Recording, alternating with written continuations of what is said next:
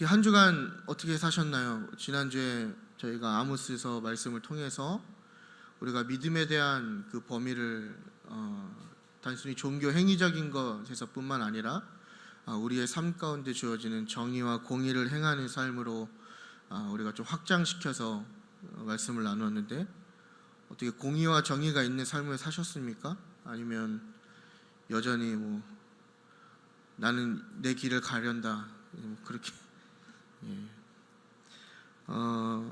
한 주간 어떠셨는지 모르겠어요. 우리가 그렇게 산다는 것이 결코 쉬운 일이 아닌 것을 우리가 살아보면 좀 느끼실 겁니다. 그래서 살아보신 분들은 공의와 정의가 있는 삶이 결코 쉬운 삶이 아니구나 우리가 깨닫게 되는 것 같은데, 또 우리가 한 주간 이렇게 돌아보면서 여러분 한 주간 삶이 어떠셨는지 또 궁금하기도 해요.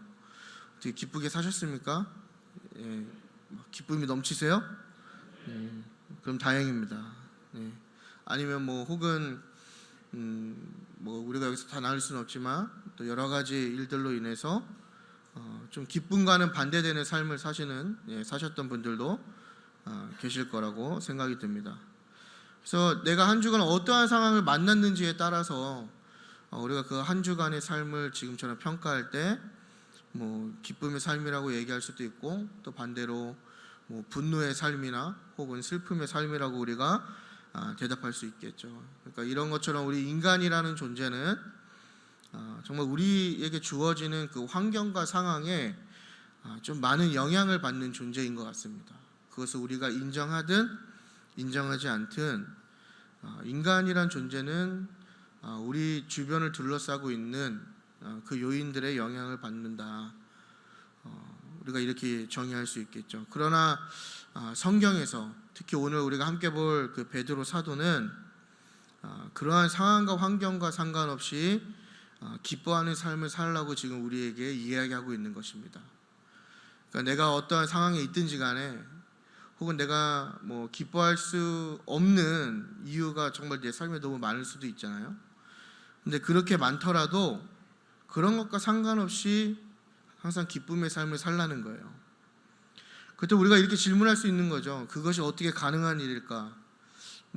안 좋은 일이 있으면 그 안 좋은 것도 느껴야 하는 것이고, 또 그것에 대해서 우리가 영향을 받아야 되는 게 당연한 삶의 어떻게 보면 이치인 것인데, 지금 성경에서 이야기하는 이 베드로 사도가 이야기하는 것은 뭐냐면 그런 것과 상관없이 기쁨의 삶을 살라고 지금 우리에게 이야기하는 것이거든요.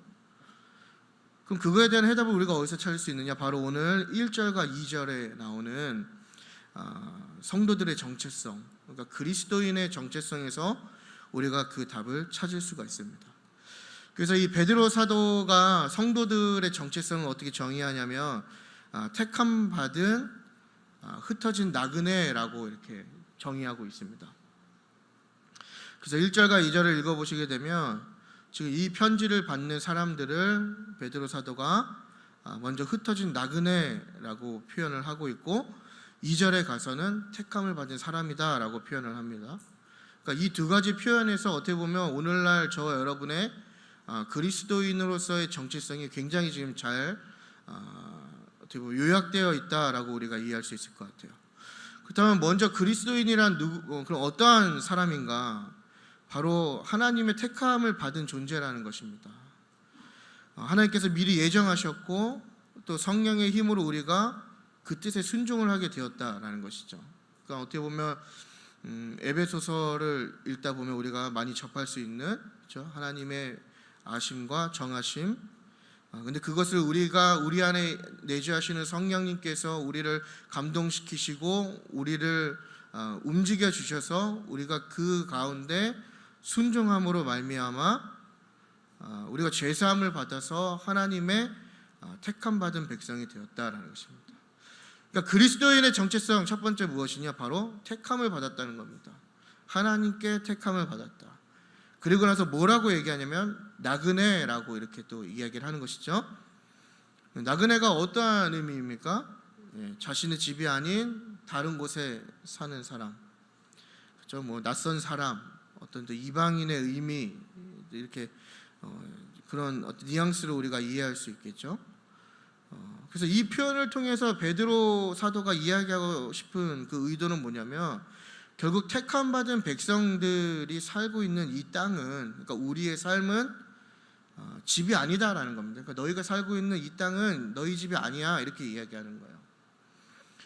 그러니까 우리가 여행을 가면 이런 걸 많이 느끼지 않습니까? 아무리 좋은 호텔이나 좋은 곳에 머물러도 우리가 영원히 거할 곳은 따로 있는 것이죠. 우리의 집은 따로 있는 거잖아요. 그런 것처럼 우리가 살고 있는 이 땅은 영원히 거할 것이 아니라 잠시 스쳐가는 곳이다. 그럼 너희의 거할 곳이 어디에 있느냐? 바로 하늘에 있다라고 지금 베드로 사도가 이야기하는 거예요.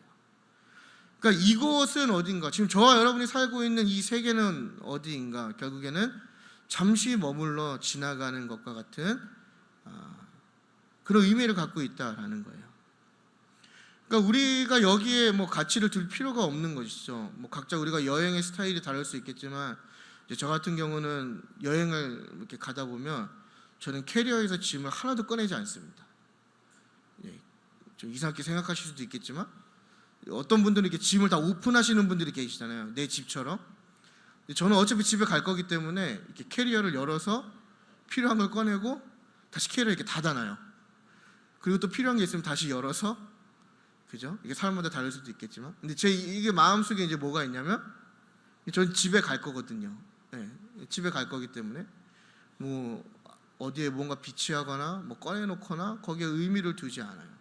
그래서 항상 언제든지 저희 집으로 돌아갈 수 있게끔, 우리의 사는 곳이 바로 이러한 의미라는 겁니다. 그러니까 결국 너희들이 이 땅에 그 어떠한 가치를 둘 필요가 없다라는 것이죠. 여기 이곳에 소망을 둘 필요가 없다라는 거예요. 왜냐하면 너희가 영원히 거할 곳은 이곳이 아니라 하늘, 하나님의 나라, 그곳에 있다라는 것을 이야기하는 것이죠. 동시에 나그네가 된다라는 것은 바로 보호받는 것에서 이제 벗어나서 우리가 손쉽게 피해를 입을 수밖에 없는 그러한 처지에 놓이게 된다는 의미가 동시에 있습니다. 왜냐하면 나그네라는 것은 낯선 곳에 살고 있는 이방인이기 때문이죠. 그래서 제가 한국에서는 굉장히 뭐 무서울 거 없이, 그죠? 때로는 저도 공의와 정의를 무시하면서 불법도 저지르고 신호위반도 하고 막 맘대로 하거든요. 근데 한국을 벗어나서 미국 땅을 밟게 되면 저는 하나하나 이렇게 다 물어봅니다. 마치 어린아이가 허락을 받듯이. 왜냐하면 제가 그곳에서 어떤 문제가 생겼을 때 아무런 보호를 받을 수 없기 때문이에요. 그죠? 그러니까 제가 한국에서 이렇게 대범할 수 있는 이유는 뭐냐면, 제가 이곳의 시민권자이기 때문이죠. 제가 한국 국적을 갖고 있는, 그죠? 시민이기 때문에 가능한 일이라는 얘기죠. 그러니까 이걸 그대로 적용해 보면, 나그네라고 하는 것은, 이 땅 가운데서 나그네가 된다라고 하는 것은 결국에는 우리가 아무런 보호나 또 어떤 권리와 특권을 행사할 수 없는 위치가 된다라는 것을 지금 의미하고 있는 것입니다. 그러니까 굉장한 소외감을 가질 수밖에 없는, 그러니까 우리가 하나님을 믿고 하나님께 택함받은 백성이 되는 순간 우리의 거할 곳이 하늘나라로 감과 동시에 이 땅 가운데서 그동안 누렸던 특권이나 어떠한 보호나 이런 것들이 하나도 누릴 수 없게 되는 그러한 입장에 놓이게 된다는 것입니다. 그래서 실제로 이 베드로의 편지를 받는 1절에 보시면은 본도, 갈라디아, 갑바도기아, 아시아, 이제 비두니아 이렇게 교회들이 있는데, 이제 바울 사도가 그 남부 지역을 선교를 했다면, 지금 그 베드로 사도는 터키 북부 지역을 지금 선교하고 있는 상황입니다. 그러니까 바울이 남쪽을 전도했고, 지금 베드로 사도가 여기 앞에 언급된 교회들이 다 북쪽을 지금 언급하고 있는 교회들의 이름이죠. 근데 당시 이 교회에도 동일하게 나그네로서의 신앙으로 인해 많은 피해를 입고 있었다라는 거예요. 그래서 우리가 이야기하는, 늘 말씀드리지만 이게 연도별로, 그렇죠?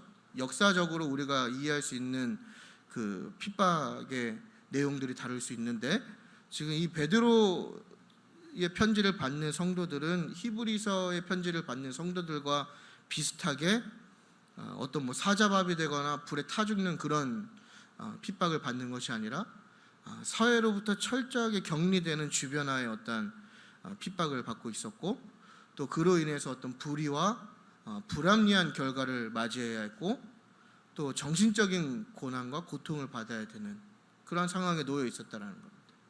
그래서 때로는 이유 없는 비방을 당하기도 해야 됐고, 이 수치와 명예의 문화인 로마의 사회 속에서 부끄러움과 조롱을 당해야 하는, 그러니까 그 모든 이유가 어디서부터 시작됐냐면 바로 나그네가 되었기 때문에 시작된 것입니다.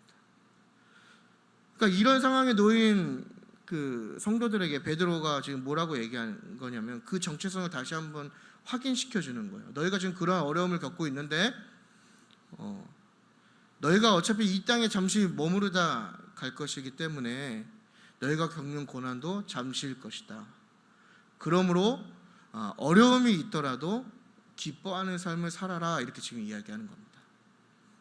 그러니까 우리가 대부분 그렇지 않습니까? 대부분 우리가 이런 어려움을 겪게 된다면 뭐 거창하게 얘기할 것도 없죠, 여러분. 그러지 않습니까? 벌써 우리 교회 안에서 신앙생활 하다가 여러분 잘 삐지시잖아요. 그죠? 저는 이게 또 전문입니다, 이게. 뭐 마음에 안 들면 잘 삐지시잖아요. 그죠? 그리고 뭐라 그러세요? 교회 안 나온다 그러고. 다 그러지 않습니까? 뭐 멀리서 고난, 뭐 핍박 찾아볼 필요가 없습니다. 예? 그거 다 시련이라고 얘기하잖아요. 시험 들었다 얘기하고. 그러지 않습니까, 여러분? 예, 뭐 삐지는 게 시련이면 저는 뭐 십자가의 못을 박아야죠. 그러지 않습니까? 예. 우리 이런 거 겪으면 다 뭐라고 얘기해요? 예? 다 불평 얘기하고 불만 얘기하고 또 심할 경우에는 신앙을 버리는 행위까지 하잖아요. 이 작은 것에도 그렇게 반응하는데 정말 여러분이 지금 계신 여러분의 삶의 터전에서 여러분의 신앙 때문에 이 초대교회 성도들과 같은 고난을 받아야 한다면 우리는 충분히 이러한 반응을 보일 수 있다는 거예요. 왜냐하면 사람이란 존재가 원래 그런 환경에 영향을 받기 때문이라는 겁니다. 그래서 자유로울 수가 없다라는 거예요. 그러나 3절을 보시면 베드로 사도가 뭐라고 얘기하냐면 성도들의 그런 환난 가운데에도 충분히 알고 있거든요. 베드로가 지금 너희가 어려움에 있는 걸 내가 알지만 그러한 어려움에도 불구하고 지금 뭐라고 얘기하냐면 하나님을 송축하라는 거예요. 하나님을 찬양하라, 이 얘기거든요. 그러니까 3절부터 12절까지의 내용이 사실은 뭐냐면 하나님을 찬양하는 내용입니다. 그러니까 고난과 핍박으로 찬양할 수 없는 상황인 걸 알지만 그럼에도 불구하고 베드로 사도가 그 교회에 있는 그리스도인들에게 성도들의 정체성을 이야기한 후에 뭐라고 얘기하냐면 그러한 상황임에도 불구하고 하나님을 찬양하라는 거예요. 왜냐하면 하나님은 우리의 환난에도 불구하고 송축받으실 만한 분이시기 때문에 너희가 어떠한 이유에 있든지 하나님 찬양하기를 멈추지 말아야 된다라고 얘기하는 것입니다. 그러니까 우리가 왜 하나님을 찬양해야 합니까?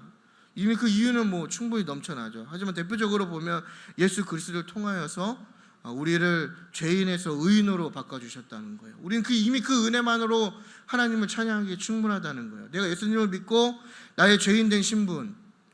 지난주에 다른 설교 잘 기억 못하시고 교도소 많이 말씀하셨더라고요. 교도소. 행복교도소에 오신 거 환영합니다, 여러분. 그죠? 우리가 다 의인이 된 거예요. 의인이라 불러주신 거죠. 그거 하나만으로도 우리가 하나님을 찬양할 이유가 충분하다는 거예요. 우리가 어둠의 자식이었지만 하나님께서 우리를 빛의 자녀로 거듭나게 하셨기 때문에 너희가 하나님을 찬양하기에 충분하다는 겁니다.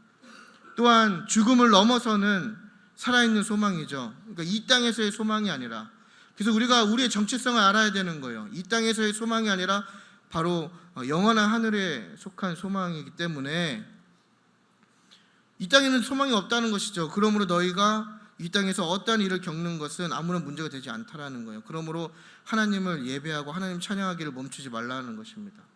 그래서 베드로 사도가 충분히 그 교회들의 상황을 알고 있지만 계속해서 찬양을 하고 얘기하는 거예요. 그러므로 우리가 성도로서 저와 여러분이 주어진 환경과 상관없이 택함을 받았다면 기뻐하는 삶을 살아야 하는 것이죠. 어떻게 보면 선택이 아닙니다. 그냥 의무적인 하나의 우리의 책임인 것이죠. 그렇다면 우리가 이렇게 이해할 수 있을 것 같아요. 베드로가 좀 차갑게, 그죠? 냉정하게 고난받는 나그네들의 삶을 사는 성도들에게 이렇게 말할 수 있었던 그 근거가 무엇인가, 오늘 이 세 가지를 함께 알아보고 말씀을 나누도록 하겠습니다. 첫 번째 뭐냐면 우리가 기뻐할 수 있는 이유는 하나님께 우리는 소중한 존재이기 때문이라는 겁니다. 5절인데요. 우리 5절 말씀을 다 같이 읽도록 하겠습니다. 시작. 너희는 말세에 나타내기로 예비하신 구원을 얻기 위하여 믿음으로 말미암아 보호하심을 받았느니라. 아멘. 네, 지금 5절 말씀이 뭘 얘기하는 거냐면요, 성도들을 위해서 예비된 구원을 그 믿음으로 받게 하시기 위해서 하나님이 우리를 보호하신다는 거예요. 그러니까 우리에게 이미 그 구원이 예비되어 있는데 우리가 그 구원을 못 받을까 봐 하나님께서 우리를 보호하신다라는 얘기거든요. 근데 여기서 이야기하는 보호하심을 받았다라는 그 의미는 적의 공격으로부터 시민을 보호하기 위해 도시 안에 튼튼한 요새를 지칭하는 것이 바로 도움을 받았다의 뉘앙스예요. 이 얘기는 뭐냐면 하나님께서 성도를 보호하시기 위해서 그 요새처럼 안전하게 우리를 보호하고 계시다라는 것입니다. 그러니까 하나님이 우리의 요새가 되신다는 거예요.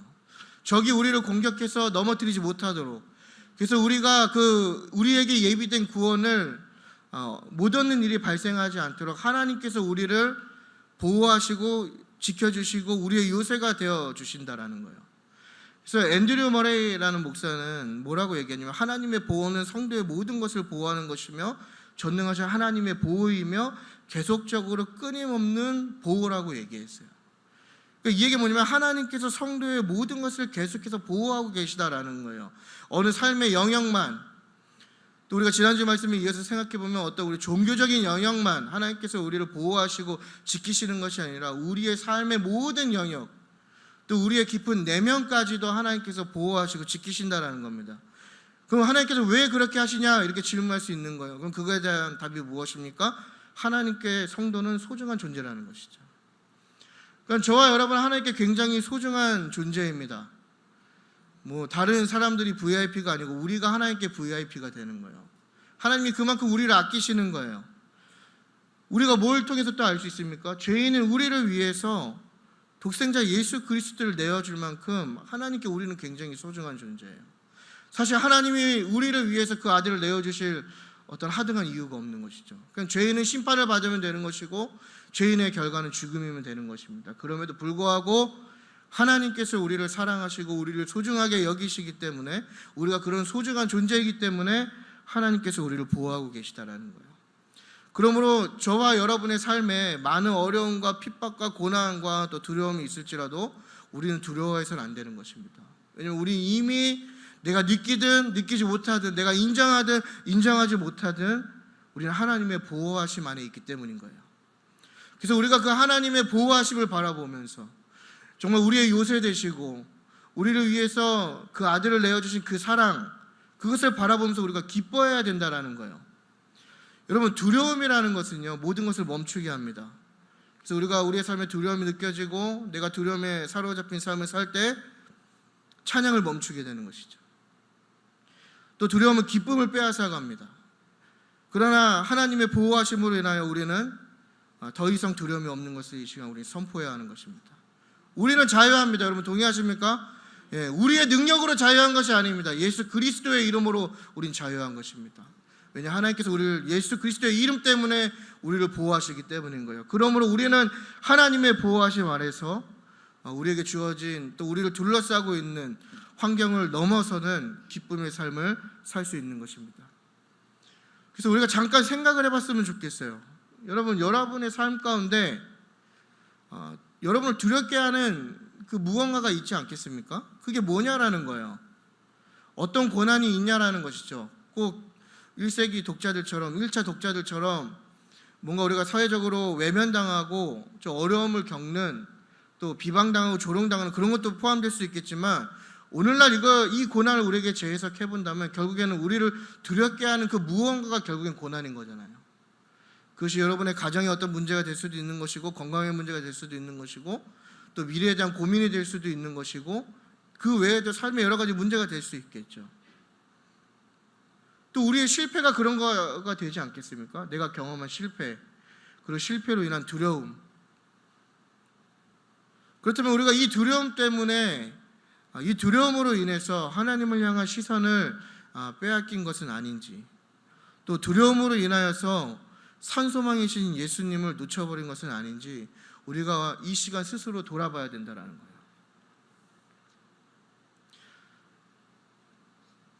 여러분, 우리는 두려움을 벗고 기뻐하는 삶을 살아야 하는 것입니다. 하나님이 우리를 보호하시기 때문이죠. 그래서 가능한 일입니다. 불가능한 일이 아니에요. 성도는 하나님의 보호하심 아래 있기 때문에 가능한 일입니다. 그래서 우리는 이 사실을 기억하면서 사망의 음침한 골짜기로 다닐지라도 우리는 두려워하는 것이 아니라 늘 기쁨의 찬송이 울려 퍼져야 되는 거예요. 그러니까 저와 여러분의 삶의 걸음걸음이 어떻게 보면 이 사망의 음침한 골짜기지 않습니까? 매 순간 위기이고, 매 순간 걱정이고, 매 순간 염려이고, 매 순간 두려움으로 우리에게 작용한단 말이죠. 그럼에도 불구하고 하나님께서 우리에게 말씀하시는 건 뭐냐면, 내가 너를 보호하고 있다. 너는 나에게 소중한 존재이다.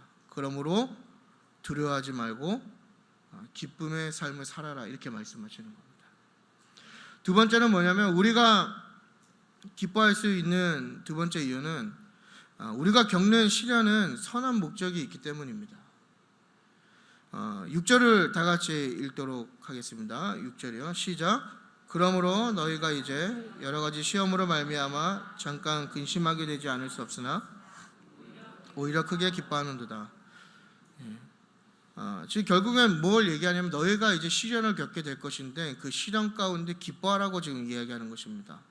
그러면서 7절을 보면 뭐라고 얘기하냐면, 너희의 믿음의 확실함이 불로 연단하여도 없어질 금보다 더 귀하여서 예수 그리스도께서 나타나실 때에, 예수님께서 다시 오실 때에 너희에게 칭찬과 영광을 존귀하게, 그 존귀를 얻게 할 것이기 때문에 너희들이 시련을 겪고 있지만 기뻐하라, 이렇게 얘기하는 것입니다.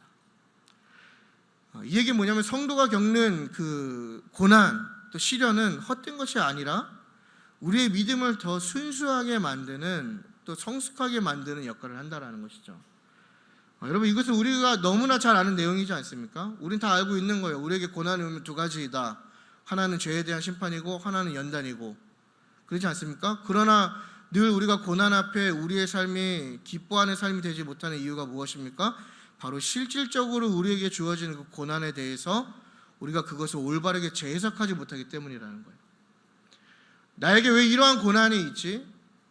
나에게 왜 이러한 고난이 왔을까? 이것은 하나님의 심판일까? 혹은 하나님의 나의 연단에 있는 과정 속의 하나일까? 우리는 그걸 재해석하지 못한다는 거예요. 안타깝게도 우리는 그것을 재해석할 능력이 없는 것이죠. 사실 우리는 그 하나님 뜻을 분별할 수 없는 거예요. 하지만 우리가 한 가지 확실할 수 있는 건 뭐냐면, 그것이 심판이든 그것이 우리를 연단하는 것이든 반드시 그 목적에는 하나님의 선하심이 있다는 겁니다. 그러니까 항상 하나님의 선하심 가운데 그것이 진행되는 거예요. 그렇기 때문에 선한 목적에서 허락되는 그 시련을 우리가 기쁨으로 받아들일 수 있어야 한다라고 지금 베드로 사도가 이야기하는 것입니다. 그러니까 하나님이 선하시기 때문에 그 목적조차 선하다는 거예요. 그래서 우리는 너무나 잘 알죠. 성경을 통해서, 성경의 많은 내용들을 통해서 고난이 우리에게 굉장한 유익을 준다는 걸 알고 있습니다. 그리고 우리가 이 성경을 볼 때 깨닫는 것이 무엇입니까? 우리에게 주어진 시련은 단순히 우리를 그냥 고생시키거나 힘들게 하려는 허무한 데 목적을 두지 않는다는 거예요. 그러니까 이게 하나님이 갖고 계신 독특성이죠. 당시 1세기 그 그리스 로마에 있는 그 철학과 어떤 신에 대한 사상 가운데 그들이 알고 있는 신과는 뭐냐면, 인간들의 고난과 고통을 보면서 굉장히 즐거움을 느끼는 사상이었거든요. 근데 하나님께서는 뭐라고 말씀하시냐면, 그런 개념이 아니라 우리를 향한 선하신 목적과 선하신 계획이 있다라는 거예요. 그렇기 때문에 우리에게 주어지는 이 시련을 무조건 우리가 부정적이고 비관적으로 생각하고 그것을 그냥 외면할 것이 아니라, 우리의 믿음을 더 견고하게 만드는 선한 목적이 있음을 믿으면서 우리가 기쁨의 삶으로 반응해야 된다는 거예요. 결국에는 고난이 더할수록, 고난이 많은 삶일수록, 도전이 많은 삶일수록 분명히 그 과정 가운데 하나님의 선하신 목적이 있다. 이것을 우리가 깨달으면서 기쁨의 삶으로 반응해야 된다는 것입니다. 그러니까 베드로의 편지를 받는 성도들, 그리고 초대 교회의 특징이 여러분 뭡니까? 바로 항상 위기와 어려움이 있었다라는 거예요. 근데 이것은 초대 교회사뿐만 아니라 지금까지, 오늘날까지 교회의 역사들을 돌아보면 교회는 항상 위기와 어려움 가운데 있었고 항상 핍박 가운데 있었다라는 거예요. 근데 그 특이점은 뭐냐면, 항상 그러한 어려움 가운데 교회가 부흥하고 교회가 성장했다라는 사실입니다. 그러니까 역사가 그걸 증명해주고 있는 거예요.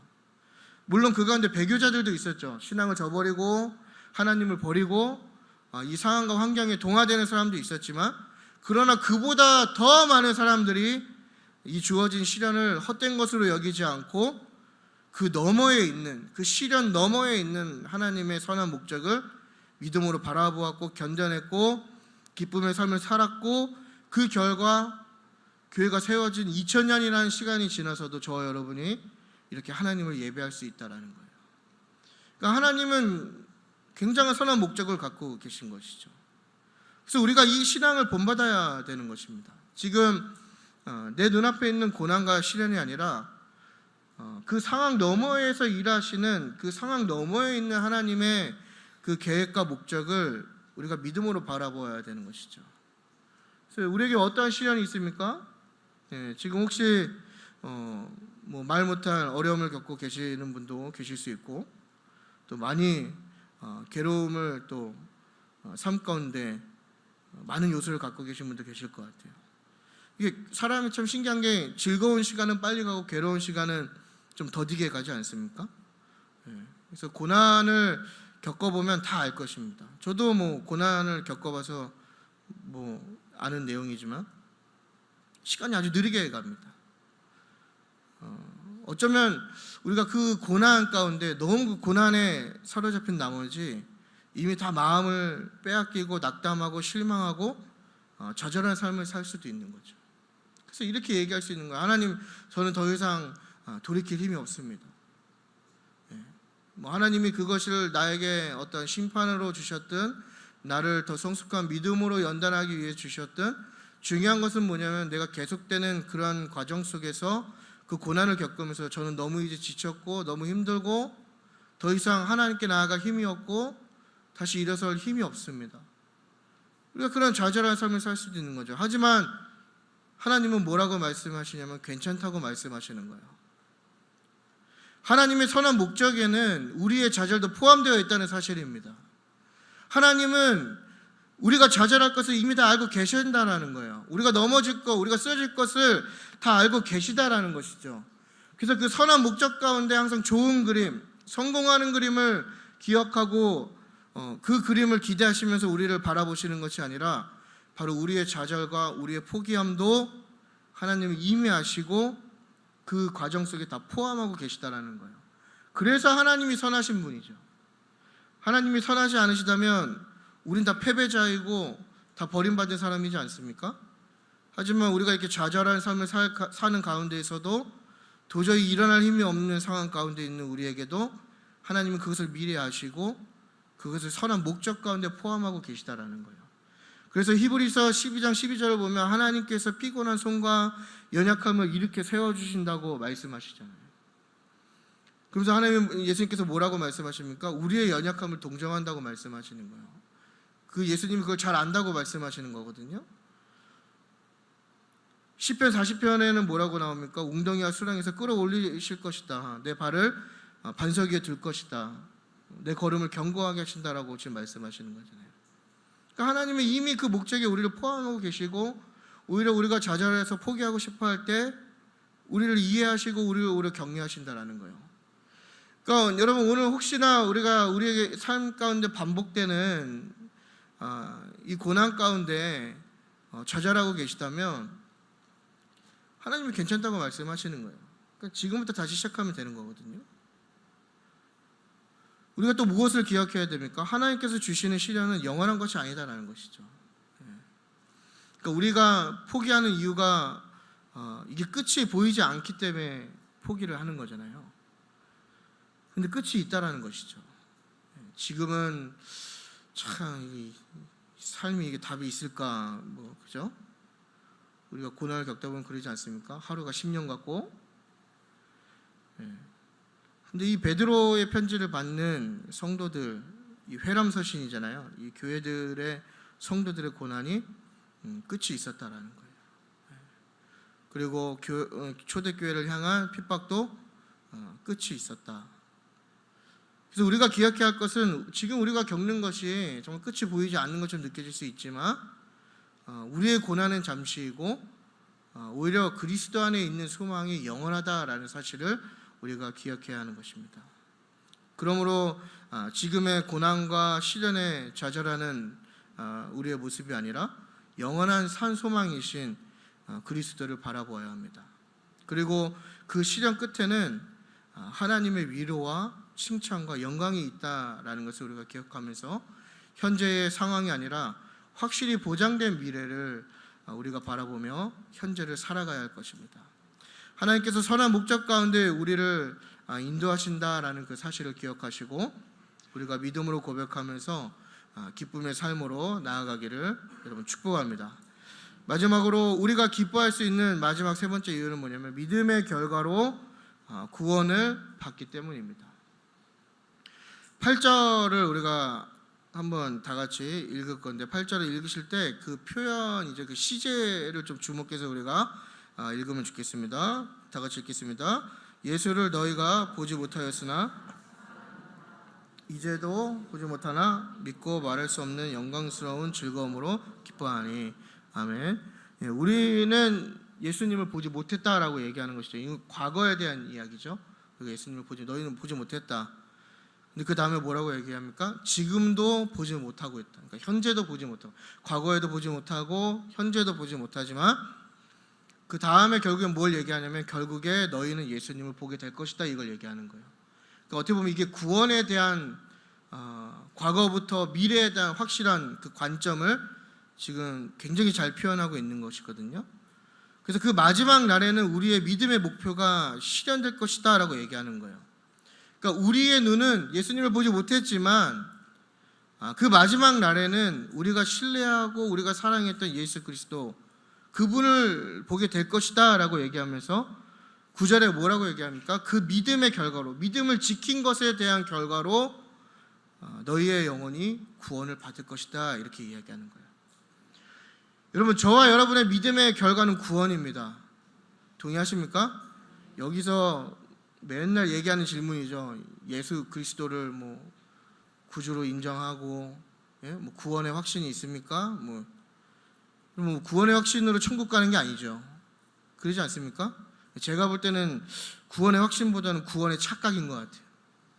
다 자기 입장에서 얘기하는 거잖아요. 여기 구원 안 받으신 분 계십니까? 자기 스스로 판단하고 생각할 때 다 구원받았다고 얘기하잖아요. 근데 과연 주님께서 그거 바라보실 때 누구 이러면 어쩌실 거예요? 주님 앞에 딱 섰는데 명단에 없는 거죠. 줄 잘못 쓴 거예요. 다시 돌아가라. 그렇죠?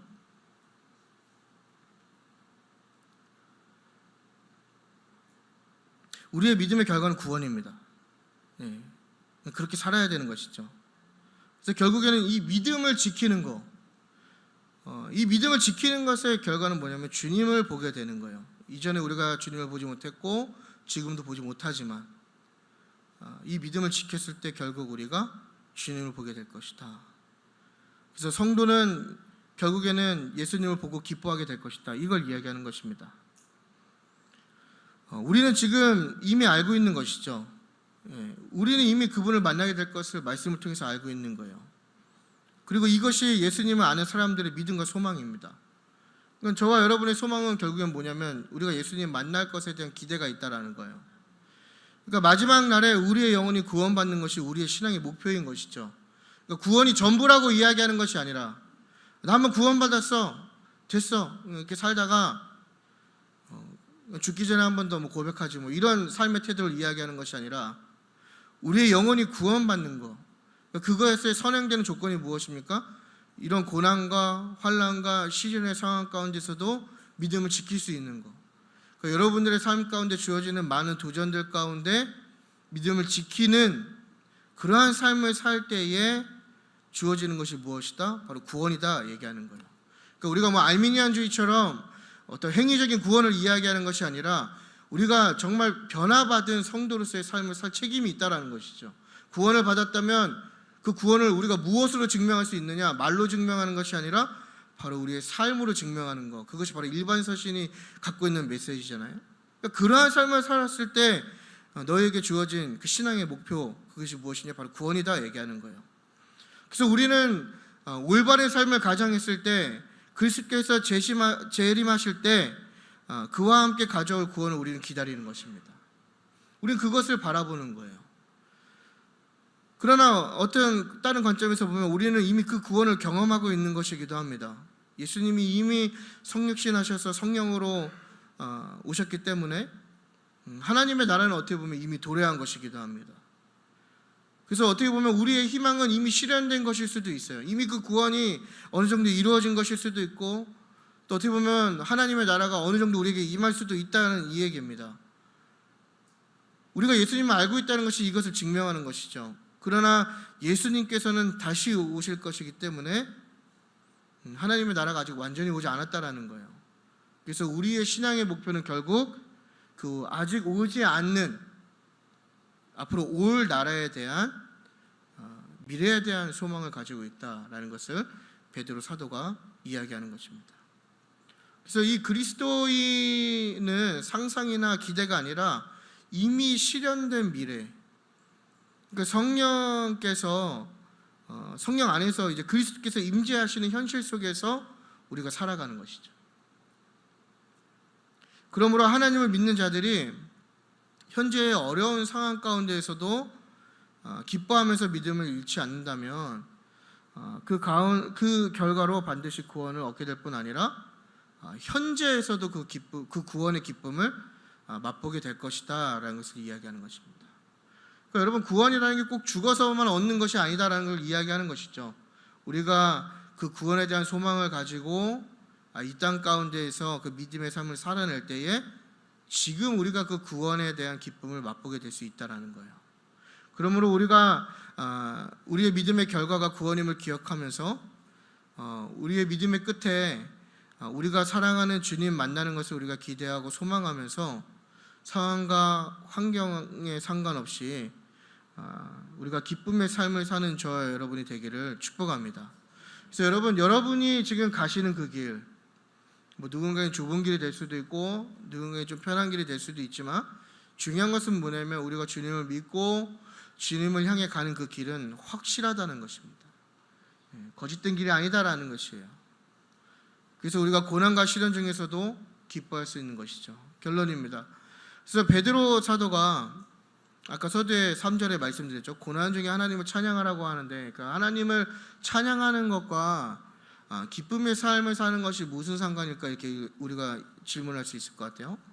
근데 이 하나님을 찬양하라고 하는 이 헬라어 단어가 그 구약을 헬라어 성경으로 번역한 70인역에서는 뭐라고 번역되냐면 기쁨이라고 번역을 합니다. 그러니까 이 얘기는 뭐냐면, 고난 중에 찬양하라는 것은 고난 중에 있을지라도 기쁨의 삶을 살라고 얘기하는 것이죠. 기뻐하라고 얘기하는 거예요. 참 불가능한 일인 것 같지 않습니까? 고난이 있는데 어떻게 기뻐할 수 있는가? 그거에 대한 답이 무엇입니까? 바로 우리의 정체성, 우리는 나그네와 같은 삶을 사는 하나님의 택하는 백성이라는 거예요. 여러분, 이게 우리의 삶에 어떻게 연결이 되냐면요, 기쁨의 삶을 살라고 하는 것은 결국에 뭐냐면 하나님을 찬양하는 행위인 것이죠.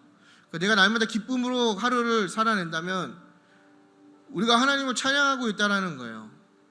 그러니까 지난주에 이어서 우리가 계속해서 제가 여러분들에게 도전하고 깨트린 것은 뭐냐면, 종교 행위만이 하나님을 찬양하는 것이 아니라, 여러분 예배 시작할 때 다 일어나셔가지고 막 손들고 찬양하시고 그것도 인정합니다. 그것도 예배고 그것도 찬양이죠. 근데 그것이 전부가 아니라 바로 이 기쁨의 삶을 사는 것도 찬양하는 행위라는 거예요.